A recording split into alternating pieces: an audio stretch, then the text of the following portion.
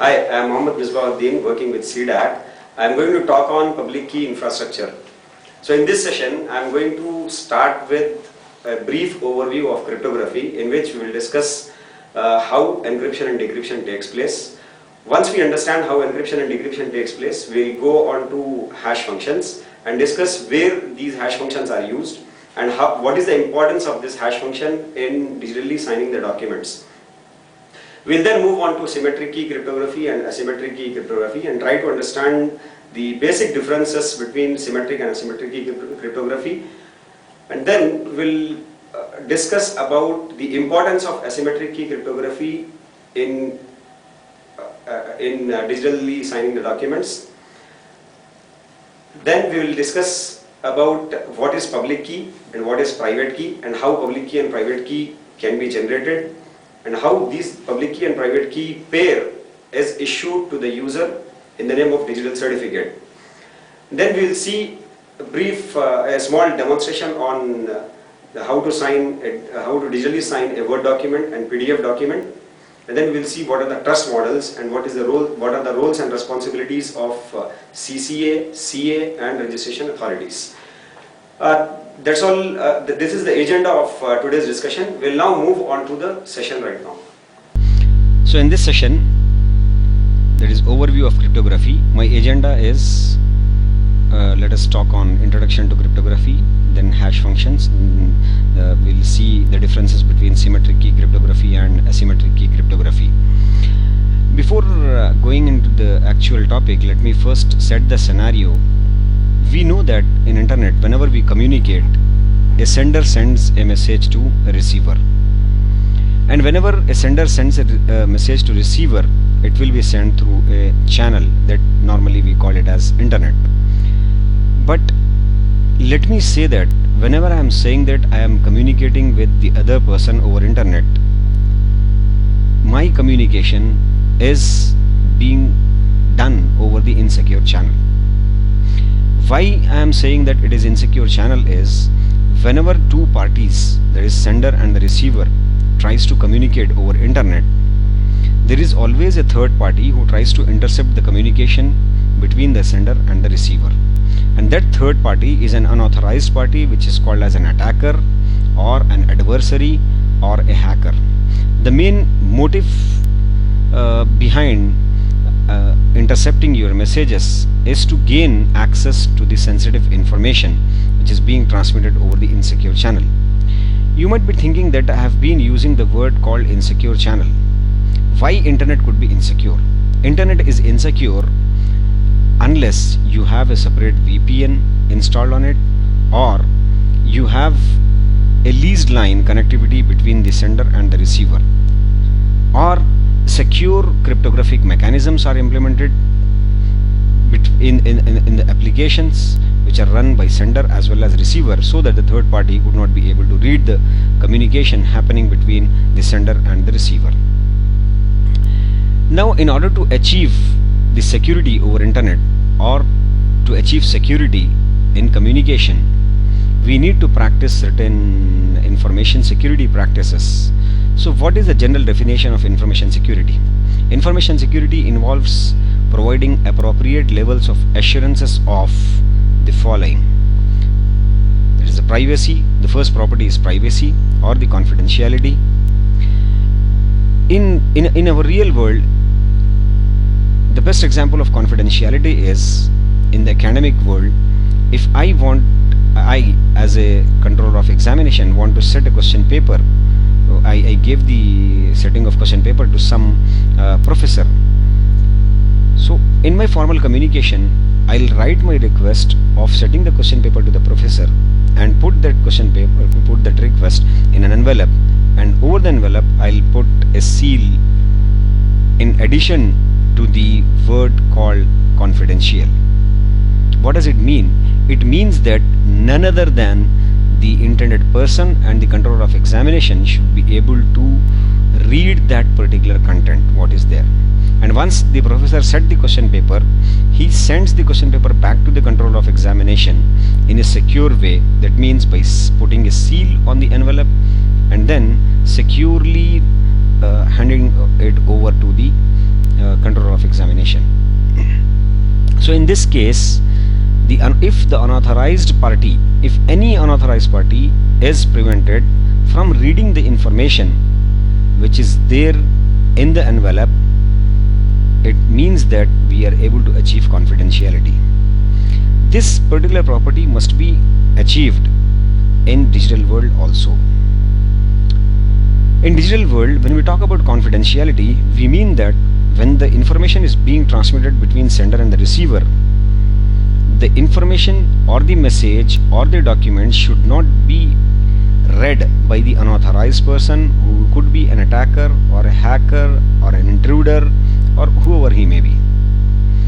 If your application provides such sort of facility, then that means that your application provides the confidentiality property.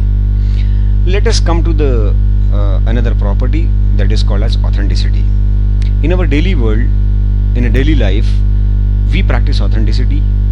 Like when I go to office, I'll swipe my card and authenticate myself. That itself means that I am proving that I am the person whom I claim to be. Similarly, in internet also, this is on internet, it's a digital world, it's a virtual world. When we start communicating, we don't know where the person is sitting and who the person is.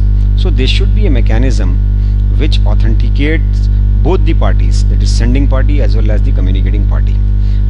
So authenticity means ensuring that the user or data or transactions or communications or documents are genuine. The third property in information security is integrity. Integrity is a bit different from confidentiality. If you recall, confidentiality means preventing the unauthorized person from reading the information, whereas integrity deals more with modification. That means I can put the definition like this, that preventing the unauthorized person from modifying the data or from writing the new data or new content into the intercepted document. If your application provides this particular facility, then your application is said to be provide integrity. The fourth and most important property out of these four pain properties is non-repudiability. In order to understand non-repudiability, first of all, we need to understand what do we mean by repudiation. Repudiation means one party has done a transaction, let us say a transaction wherein illegally he has transferred amount from his friend's account to his account, and later on he is denying that he has done that work. So that is called as repudiation. That one party of a transaction, non-repudiation, one party of a transaction should not be able to deny having sent or received a transaction. It's called as non-repudiation.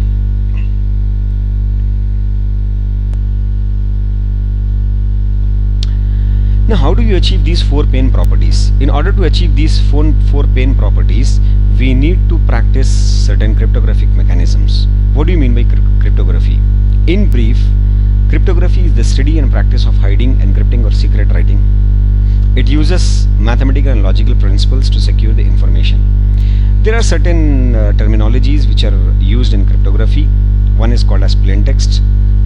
Plain text is the message which has to be sent to the other party. Let us say if I am sending a message to my friend saying that hello, I am presently in India, and this message, if it is going without any encryption or without any transformation, then it is called as plain text. Encryption and decryption, it is a process of transforming the plain text into an uninterruptible form.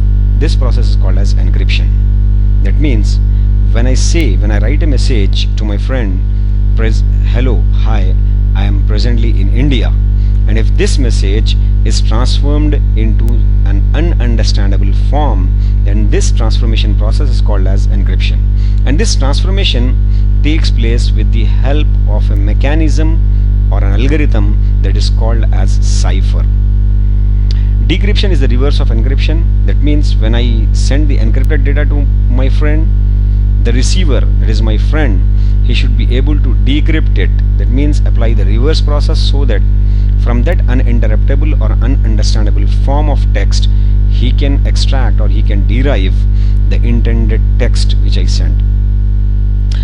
So encryption and decryption is a two-way function. What is ciphertext? Ciphertext is the output of the encryption and decryption process, or I can say that it's the output of the cipher. Key, like in our real world, we know that every lock must have a key. Same is the case here. When you talk about encryption and decryption process, it is analogous to your lock. When you talk about lock, you need to have a key. That's where the cryptographic key comes into picture. So it's a unique value, it's a bit pattern or alphabetical sequence that is used by the cipher for encryption or decryption. We will see the key pattern probably at the end of this session somewhere.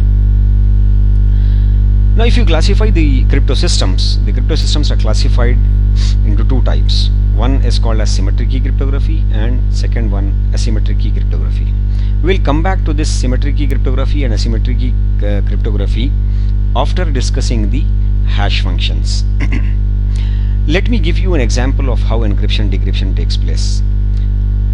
Let us say that we have a text called "the quick brown fox jumps over the lazy dog." If encryption is to be done, then the sender has to first of all select the encryption algorithm, that is cipher, and the corresponding key for encrypting that particular text. When you apply the input text to the encryption along with the key, then you will get some uninterruptible or ununderstandable form of text which is called as ciphertext. This ciphertext goes to the receiver.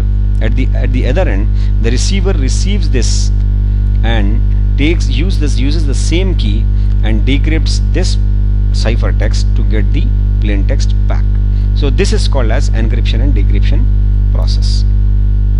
So from this particular example, we can understand that encryption and decryption is a two-way function. Once you transform the plain text into ciphertext, the ciphertext to plain text transformation is always possible. Let us talk about the hash function. Hash function is a one-way cryptographic function. Unlike the previous type of encryption mechanism, which is a two-way function, hash function is a cryptographic mechanism which operates in one way. It is said that it creates a digital representation or fingerprint, within brackets message digest. What does it mean? When you perform a hash operation on a text, let us say hash of CDAC, CDAC, you can see on the slide here. If I perform hash of CDAC with all capital letters, then I'll get some message digest, that is the output. Like you recall, in encryption and decryption, the output of the encryption is called as ciphertext, whereas the output of a hash function is called as message digest. But you might be still wondering why this fingerprint word is used within double quotes. If you look at this fingerprint, this fingerprint is analogous to the fingerprint in our real world. We know that fingerprints across the globe is unique. Same is the case with message digest. Once you create message digest of some plain text, this message digest will not be matched with any of the message digest across the globe unless you have a different input text. What does it mean? It means that if I perform hash on hash of CDAC, CDAC, all in capital letters, I'll get a character of stream, a stream of characters, which is called as message digest. Now, if someone else is performing hash of CDAC with C, D, A and small c, then he must get a different message digest. So that means with different input, the message digest always differs. That's why it is also called as fingerprint. Another most important advantage or property of hash function is it always generates fixed size in output, regardless of the size of input. Let us say if the size of the input is 1 KB or 2 KB, or I am applying hash function on a 2 MB file, the output always remains same. I mean, if I am performing hash on a 2 MB file with SHA1 as a hashing algorithm, then my output will always be 160 bits. So regardless of the size of the input, it always generates the fixed size output. Third point is change to a message produces different digest. I gave you the example of hash of CDAC all in capital letters and hash of CDAC with C small letter. So even a small change in the input produces a different message digest. Suppose if I add a space here or add a full stop here, then my message digest will be changed. The famous hash functions that are being used are MD5 and secure hashing algorithm. Let us look at the hash function properties. First is consistency. That means same input must produce the same message digest, no randomness. So hash function does not depend on the time. It means that today on 28th of January 2011 at 5 o'clock, if I perform hash operation on hash of CDAC all capital letters, then I'll get message digest. Suppose after 20 years, if I perform the same hash operation, hash operation on the same text, that is hash of CDAC, then I'll get the same message digest. So the hash function does not depend on the time. Uniqueness. Computationally infeasible to identify two messages that will generate the same message digest. A very, very important property of hash functions. Across the globe, you should not identify two messages that generates the same message digest given the different inputs. For example, today in Bangalore, if I am performing hash of CDAC with all capital letters, another person sitting in US, he is performing hash of CDA small c, but unfortunately both are getting the same message digest, then that cannot be considered as a secure hash function. So a hash function must have the uniqueness property. That means for each and every different input, it must produce a different digest. Suppose if for two different inputs, if it is producing the same message digest, then it is said to be performing a collision attack.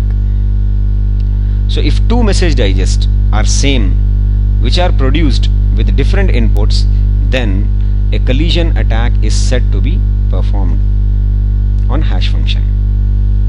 One way we have already understood in the previous slide, that it is computationally infeasible to identify the input given the message digest. That in the previous slide we discussed that hash function is a one-way function. The property here is once you perform the hash operation on the message on some text, you will get the message digest, and this message digest is irreversible. That means you cannot get the reverse of it. That means from the message digest, given the message digest, you cannot derive the plain text out of it. Let us look at the example of hash algorithms.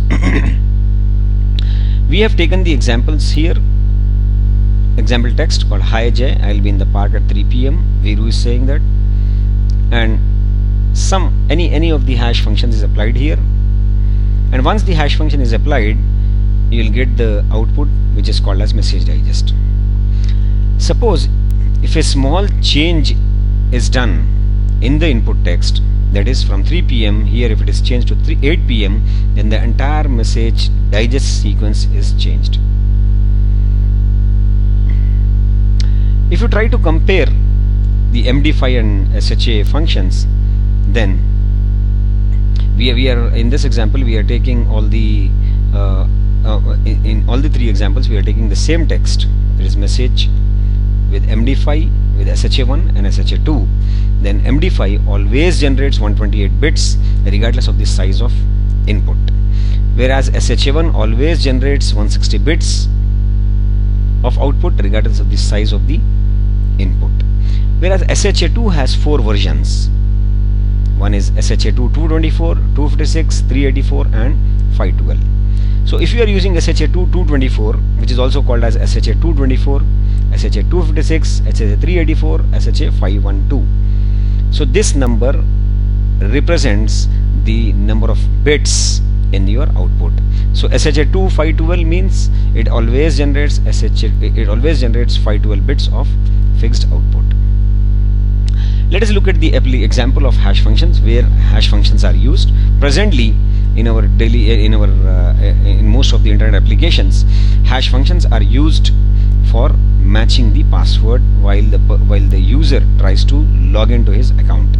Let us say if at the time of registration you have registered your password with world with capital W. So the thing is, once you register with capital W, the hash of it is performed and the message digest of this world with capital W is stored in the password database. But at the time of login, if the user wrongly enters world with small w, then obviously the message digest will be different. So if he enters with small w, then hash of that particular word will be performed and the message digest is compared with the message digest which is there in the database. If both does not match, then the person will not be granted access, else he'll be granted access to log into his account. Now let us go back to our cryptographic mechanisms and try to understand the differences between symmetric key cryptography and asymmetric key cryptography. Let me start with the symmetric key cryptography here. Symmetric key cryptography, it is also called as secret key cryptography or single key cryptography. As the name itself says that it is single key or symmetric key, that means symmetric means same key will be used both for encryption as well as decryption, or in other words, only one key is used for encryption as well as decryption. As this key must be kept secret, that's why it is also called as secret key cryptography. So it uses one key which is shared by both sender and receiver. So here, whenever I want to communicate with other person, I need to share my key with the receiver before start of the communication itself, so that he should also be aware of what key will be used for the communication. Now this key is used for both encryption as well as decryption. But the issue is both parties have to agree on the key before start of the communication. This particular point is okay if I know the receiver. Suppose if I don't know the receiver, or if I am going to communicate with the receiver for the first time and I don't know who that person is, then there is a problem of passing of key. How can I communicate the key to him? Shall I describe my key value over phone? If I describe my key value over phone, then I need to first think whether I am talking to the right person or not. So these type of issues are always there when it comes to symmetric key cryptography. Now encryption, if you look at the technological aspect, then encryption and decryption is extremely fast comparing to the asymmetric key cryptography, which we are going to discuss after this topic.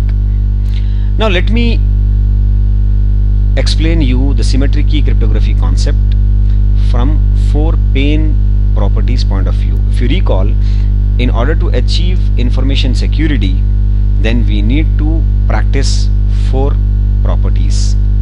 That is, we need to achieve 4 properties, that is P for privacy, A for authenticity, I for integrity, and N for non-repeatability. So let me first give you an example of symmetric key cryptography with the help of confidentiality and authenticity. Here, the two communicating parties here in all our examples are Jay and Viru, and the attacker or the hacker here is Gabbar. So Jay wants to send a message to Viru, so he creates a message saying that, "Hi Viru, I am Jay." Now because confidentiality is required, so in order to achieve confidentiality, we need to encrypt the document. That's what is done by Jay. Jay has chosen an encryptor, that is the cipher or encryption algorithm, and he applies shared key. As we know that symmetric key cryptography is based on the shared key concept, where J and Viru must agree or share a single key before start of the communication. So here we are assuming that both J and Viru have already agreed on the key which they are going to use for encryption and decryption. So J has created a message, he has chosen an encryption algorithm, and then applied the shared key on the text and the encryption algorithm to get the ciphertext. Now this ciphertext, also called as encrypted message, is being transmitted over the channel. At the receiving end, Viru at the other end receives this ciphertext and applies the shared key he is sharing with J. Once he applies the shared key he is sharing with J, he will get the message that is, "Hi Viru, I am J." So in this example, we can prove that with the help of symmetric key cryptography, confidentiality can be achieved, because Gabbar cannot decrypt this message unless he has access to the shared key. So here in this example, we know that Gabbar does not have access to the key. That's why he cannot read this transmitted text, that is ciphertext. So when we are preventing the unauthorized person from reading the data transmitted over the channel, confidentiality is achieved. What about authenticity? When Viru is able to decrypt the message with the key he is sharing with J, and he is successfully doing that, that itself shows that Viru knows that this particular message is in fact coming from J only, because Viru and J are sharing this particular key. Now let us look at another example of unauthorized login attempt, which is also called as spoofing attack. If Gabbar wants to pretend to be J, so he creates a message called "Hi Viru, I am J," and he chooses an encryption algorithm, and he generates his own key, which is an attacker key, which is not shared with Viru, obviously, because it is generated by Gabbar. So he encrypts this particular key message with his own attacker key. So he gets the ciphertext. This ciphertext is transmitted over the channel. At the receiving end, Viru, thinking that it is coming from J, uses the shared key he is sharing with J and tries to decrypt that. Once he tries to decrypt that, he will get some message, some junk message, wherein Viru understands that there was an unauthorized login attempt from somebody else who was not J. Now let us look at integrity property here. If J wants integrity property to be achieved, he creates a message, he performs hash function on the message, hash operation on the message. Once he performs hash, he'll get the message digest. In short, we are calling it as digest here. Now this digest is encrypted with the shared key he is sharing with Viru. Now during the transit, the encrypted digest along with the plain text is transmitted over the channel. At the receiving end, Viru receives two components. One is the encrypted digest, another one is the plain text message. Now this encrypted digest, because it was encrypted with the shared key J is sharing with Viru, so Viru uses his key and then decrypts this message. So I am calling it as decrypted digest. Now another component, that is message, plain text message, is there. So Viru performs hash operation on message to get the message digest. I am calling it as computed digest. So these two components are now digest. This is the received digest and this is the computed digest. These two are checked. If they both match, then Viru understands that during the transit the message was not tampered with.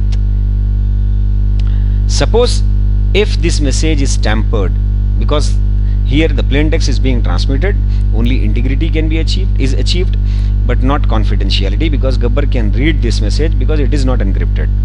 Suppose if Gabbar reads it and modifies this message, then Viru can easily understand that, because if he modifies this message, then the message digest coming out of this operation will be different from the decrypted digest.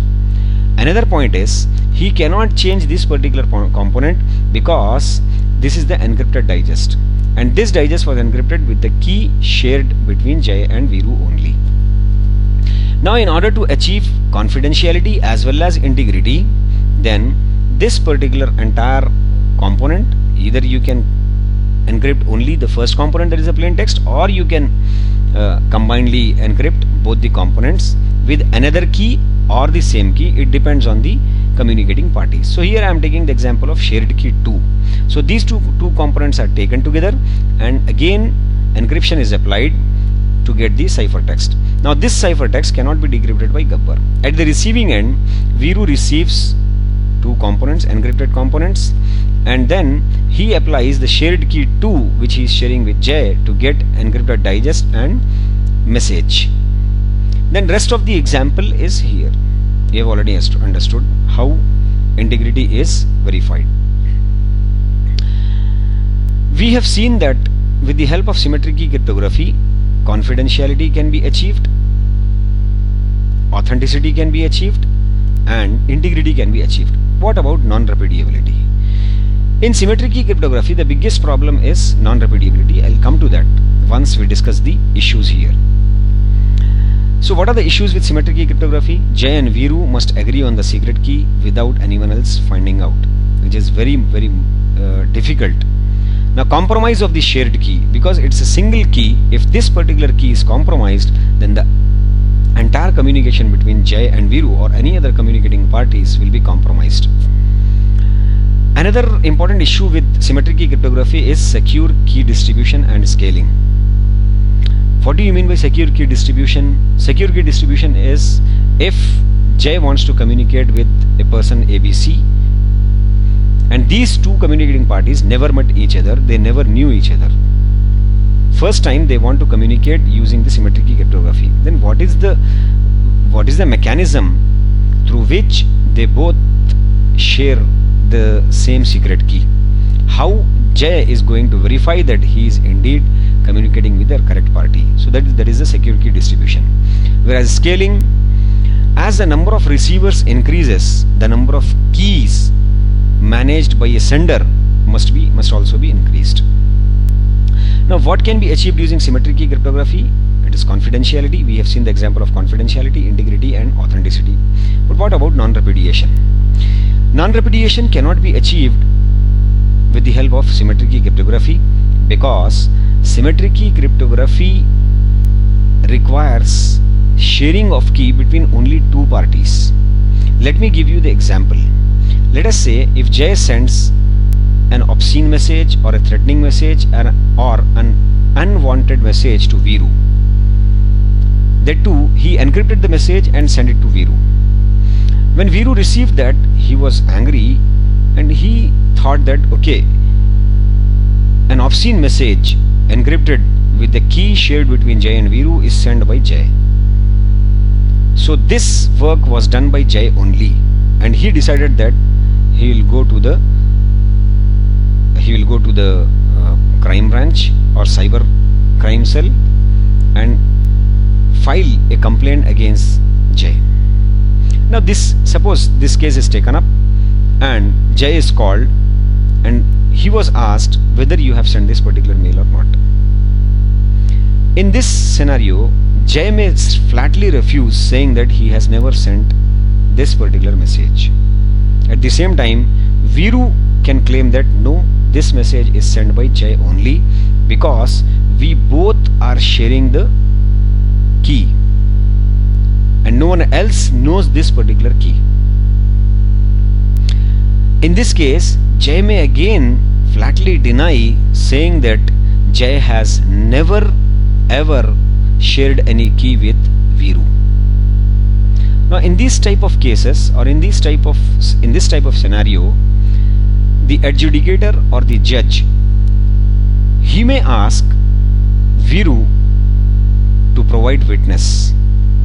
Do you have witness or a proof saying that you both have shared the key?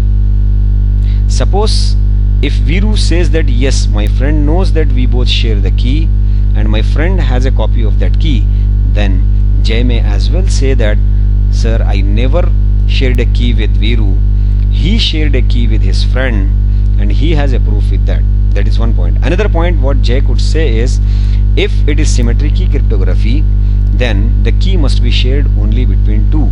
How come Viru has shared the key with a third person? So there are many other issues. I just gave you an example of how non-repudiation cannot be achieved. So here in this example, Jay may always successfully deny, saying that he has never sent a message, though he has sent a encrypted message. That's where the public key cryptography or asymmetric key cryptography comes into picture. What do you mean by asymmetric key cryptography? Asymmetric key cryptography, it is also called as public key cryptography. It uses a related key pair wherein one is private key and another one is related is public key.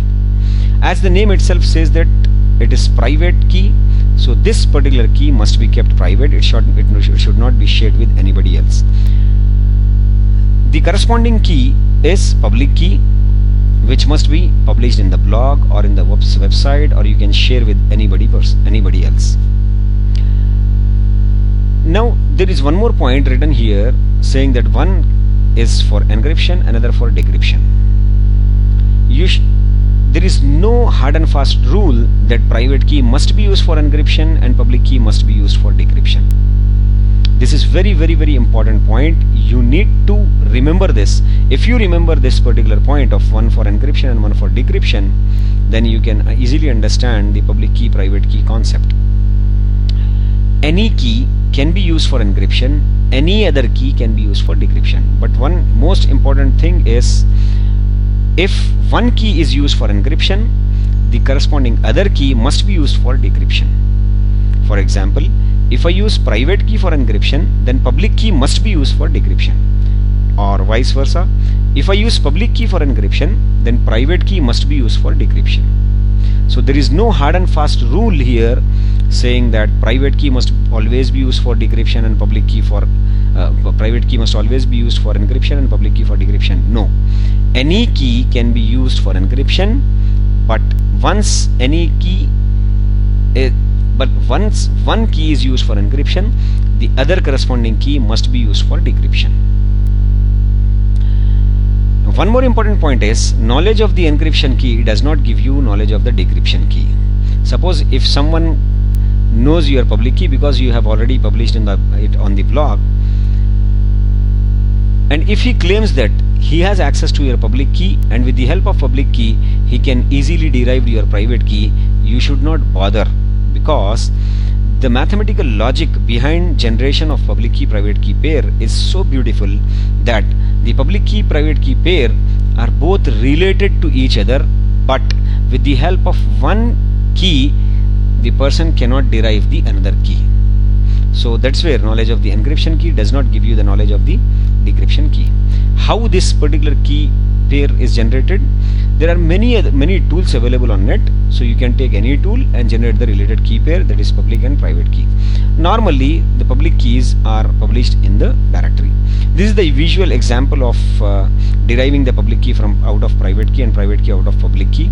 That's what this particular point says here, that it is computationally infeasible to derive public key from private key and private key from public key. Now in the next slide we will try to understand the four pane properties, that is privacy, authenticity, integrity and non-repudiability properties. How can they be achieved with the help of asymmetric key cryptography? The examples are very much similar. Okay, before going to this particular example, I would like to explain you one important concept here, that you may get one question in this point, one for encryption and another for decryption. Say that where private key must be used for encryption and where public key must be used for decryption. Remember that if you are using, if you want encryption, or if you want confidentiality property or privacy property, which is the first of four pane properties, then you must always go for the public key of the receiver for encryption. I will repeat, whenever you want confidentiality property, you must use the public key of the receiver for encryption of the message. Whereas for other three pane properties, that is AIN, authenticity, integrity and non-repudiability, you must always go for private key of yourself. Now let me give you the examples. Let us take the example of authentication. Jay wants to get authenticated with Viru. So Jay creates a message. he encrypts that message with the help of his private key. So recall just now as I said that in order to achieve authenticity, integrity and non-repudiability, the sender must use his own private key. So here Jay is using his private key for encrypting the message. Now this message is encrypted and the ciphertext is being transmitted over the channel. At the receiving end, Viru decrypts that with the help of the public key of Jay, because public key is available on Jay's website or Jay's blog. So he uses Jay's public key and decrypts the decrypts the ciphertext to get the message out of it. If Viru is successful in decrypting the message with the public key of Jay, then it itself shows that Viru has authenticated Jay because it was decrypted with the public key. When it was decrypted with the public key, it indirectly or directly it gives a message that this particular message was encrypted with the private key of Jay. Here you may get a doubt saying that when this ciphertext can be decrypted with the public key of Jay, then public key is available to all, even to Gabbar also. So yes, Gabbar can also decrypt this message, but he cannot do anything for any sort of attack, because if Gabbar intercepts this message and decrypts it with the public key of Jay and he wants to modify this message, after modification, if he wants to send it to Viru, he needs private key of Jay to send it. So he will not be successful in doing any sort of attack. He can only read the content. Suppose if you have the confidential content here, then you need to apply another encryption over this with the help of public key of Viru, so that once the other outer encryption with the public key of Viru is done, then it can be decrypted only with the private key of Viru. Let us go to another example of encryption, that is confidentiality. If you want to achieve confidentiality, then simply use the receiver's public key. Here in this case, Viru's public key. So Jay creates a message and he only wants encryption, that is confidentiality. So he encrypts this with the help of Viru's public key. Because it is encrypted with the public key of Viru, it must be decrypted with Viru's private key.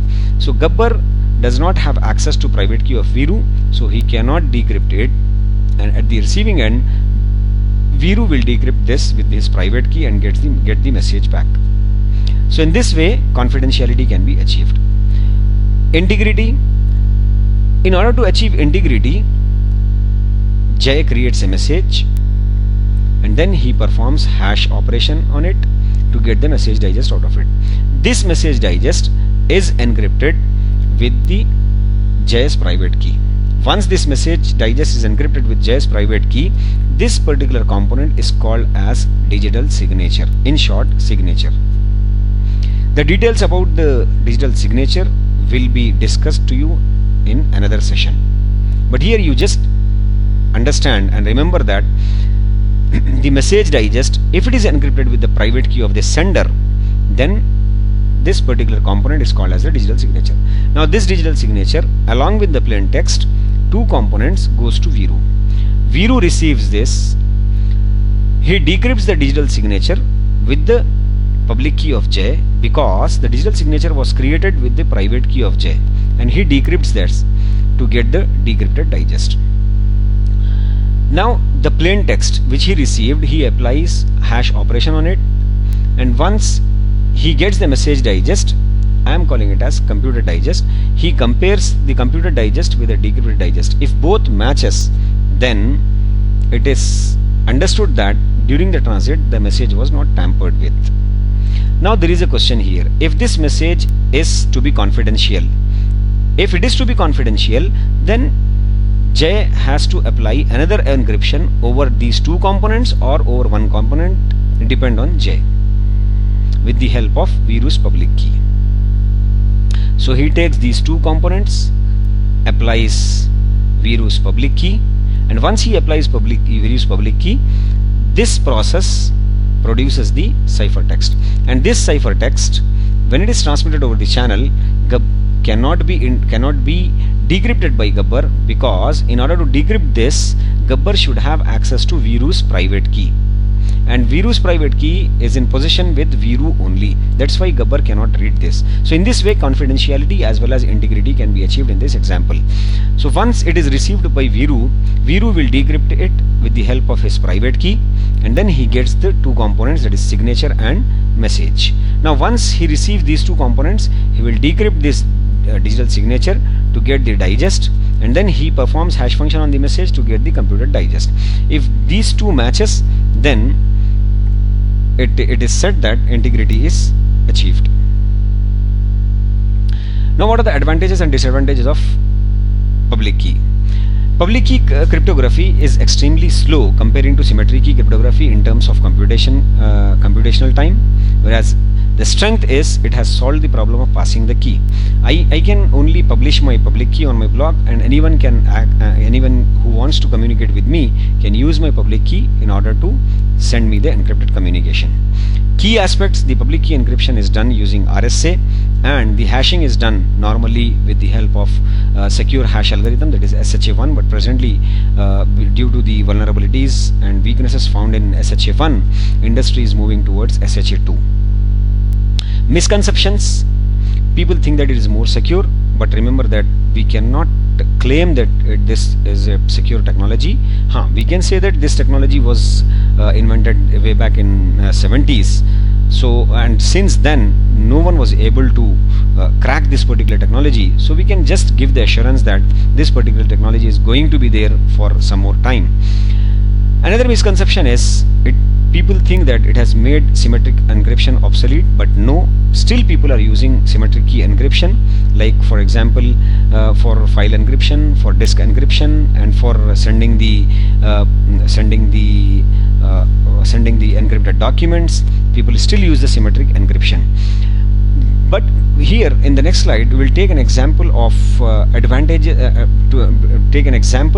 the complementary technologies of symmetric key and asymmetric key cryptography.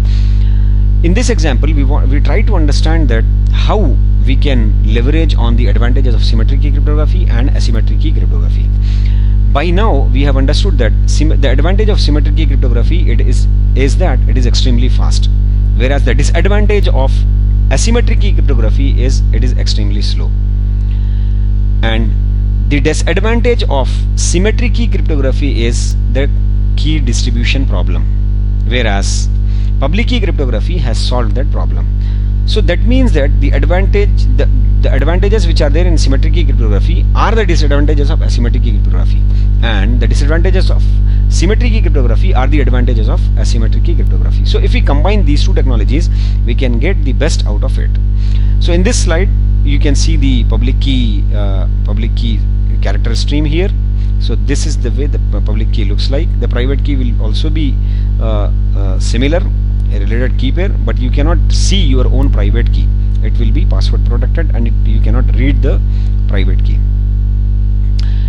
Let us take the example of these two complementary technologies. Let us say that there are three keys, that is private key, public key, and symmetric key, and Jay wants to send a huge document to Viru.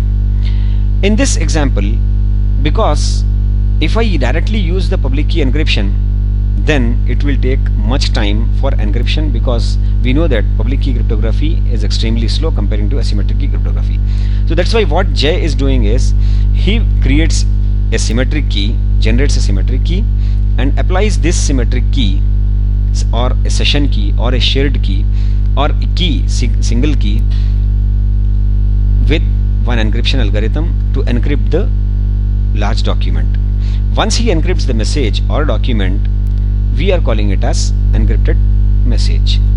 Now we know that this key was created by Jay. The question is how Jay should send this particular key to Viru securely. So in order to do this, Jay takes Viru's public key and encrypts this newly generated symmetric key with the public key of Viru. Now I am calling it as encrypted symmetric key. So two components, that is encrypted message and encrypted symmetric key, are sent to Viru. Now remember that the symmetric key is encrypted with the Viru's public key. So during the transit, if Gabbar intercepts these two messages, he cannot decrypt this because he does not know the symmetric key, and the symmetric key is encrypted with the public key of Viru, and this can be decrypted only with the help of private key of Viru. So what Viru has to do, we'll see in the next slide. So in short, symmetric keys can be used to encrypt data, whereas public keys can be used to encrypt symmetric keys. Now Viru received these two components. In order to decrypt this particular message, decrypt the encrypted message, he need to have a key, and this key is already encrypted with the Viru's public key. So Viru uses his private key to decrypt the symmetric key, and once he gets the symmetric key, he decrypts the message. So in this way, the best of both the technologies can be utilized, and encryption and decryption process can be securely done. So in short, public key and symmetric key cryptography are complementary technologies. So these are few of the references that we utilize to prepare this particular presentations. Thank you very much for your patience. If you have any queries, you can write it to me at misbah, misbah at cdacbangalore.in. I would now like to conclude the session with the following statements: that we have already understood the importance of the cryptography and the mechanism which is used for encryption and decryption in public key infrastructure, and the mechanism which is legally acceptable under the Information Technology Act 2000 and 2008. We have also understood what is hash function and how important the hash function is in the public key infrastructure. And the third point is, we have also understood the pros and cons of symmetric key cryptography and asymmetric key cryptography, and why asymmetric key cryptography is chosen over symmetric key cryptography for digitally signing the document and encryption and doing the encryption and decryption under PKI. Lastly, we have understood that the public key of a user is signed by the certifying authority, that is a licensed certifying authority, and once it is signed, the public key certificate is issued to the user, and this certificate becomes legally valid in the court of law. Suppose if public key is not signed by a licensed certifying authority and a user generates public key and private key pair by himself, then it will not be a legally valid certificate under the court of law.